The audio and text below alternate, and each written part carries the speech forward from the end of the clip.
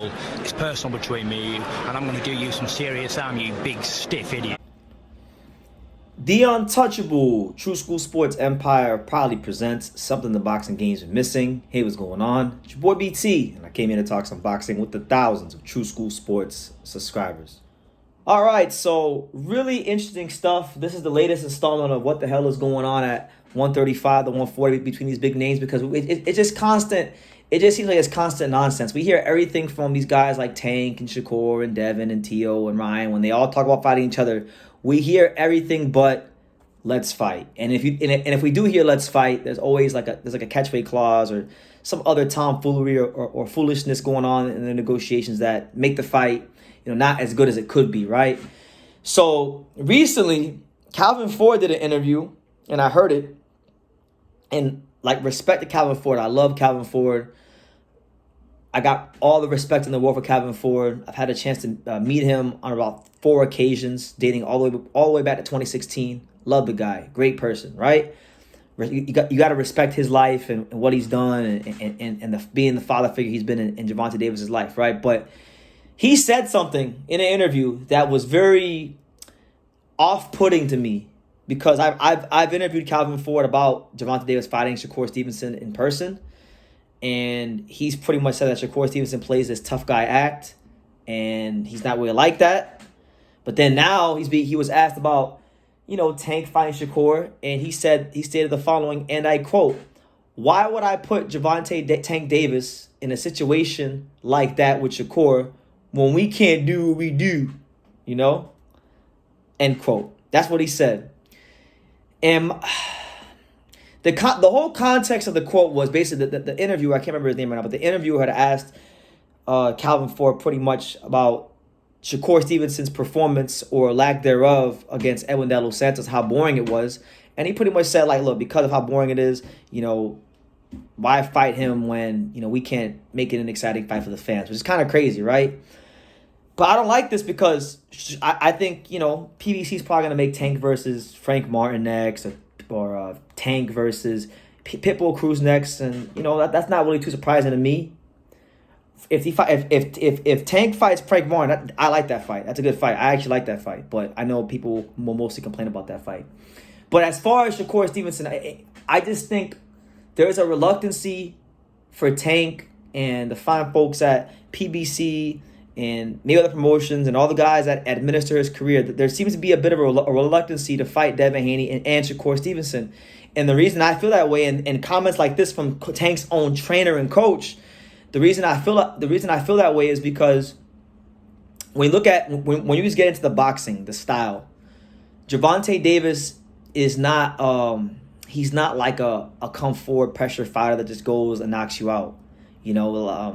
He's a guy that likes to sit there and counter. And most fights he gives away the early rounds, and he uses those rounds to process what it is that his opponent's doing. And then once he feels like he has a good idea of what they're doing and picks up on the pattern of their boxing, he counters them aggressively, and then he comes forward, and then he tries to hurt you, and then he knocks you out. That's normally how Tank fights. But see, the thing is, when you fight guys like Devin Haney, you fight guys like Shakur Stevenson, these guys are masters at controlling distance from the outside. So against fighters like that, you don't really have as many opportunities to hit these guys cleanly, hit them flush. It's harder to find them. It's harder the windows to land those big shots that Tank likes to land, or even counter like how Tank likes to counter. Those windows are just even smaller.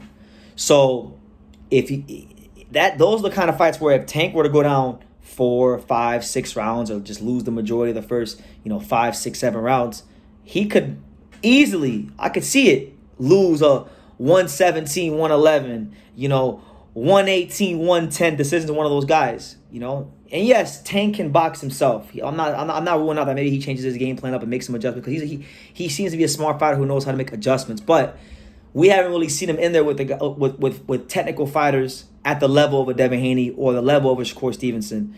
So it leads me to question Calvin Ford's and everyone else's really their true confidence in Gervonta Davis' ability against that particular style, against, in Shakur Stevenson's case, a slick southpaw boxer who's got a way about cutting his fighters punch output in half. Neutralizing what they want to do, being that ring general. Shakur Stevenson don't really get hit too much. People complain about it, and even I complain about it, but it's effective and it works for him. And you got to stay true to yourself.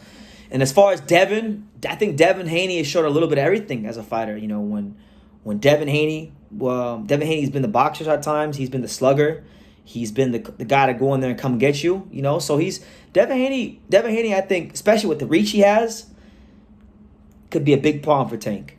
I actually think Tank has a better chance against Shakur than he does Devin. I think Devin is actually the fight where I'd probably pick Devin to beat Tank, but Shakur versus Tank is more of a pick 'em because I just think Shakur doesn't have the reach or the length of a Haney, and inevitably Shakur will get hit by Tank, and I just don't think he'll handle it too well, just being honest. But Devin, I think Devin could potentially be able to neutralize Tank for 12 rounds. Shakur is the one that's really iffy. But look, I can think this stuff all I want. It sounds like it. I'll read you guys the quote again. Calvin Ford said this. These are not my words. This is not me hating on Tank. I like Tank. I'm actually quite a big Gervonta Davis fan. I've really grown to like the guy because I've covered 3 of his media workouts.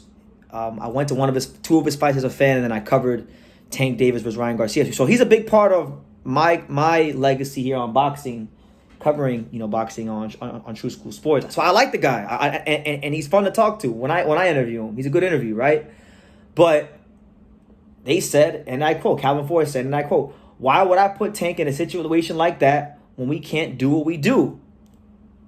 Translation: why would I put Gervonta Davis in a fight against a technical fighter when we can't, just come forward and be the aggressive counter puncher and knock him out as easily as we're used to, So that's from Calvin. I hope at some point in the near future we can get like Tank versus Shakur, because I actually have questions. I'm still big on Shakur. I still think Shakur Stevenson has the talent on his best night to beat anybody, but he seems to have this pattern when he fights punchers to go into like super conservative mode defensively. And I think that might not work against a guy like Tank. I think Tank's a little too smart, too athletic, and sharp for that. But we'll see.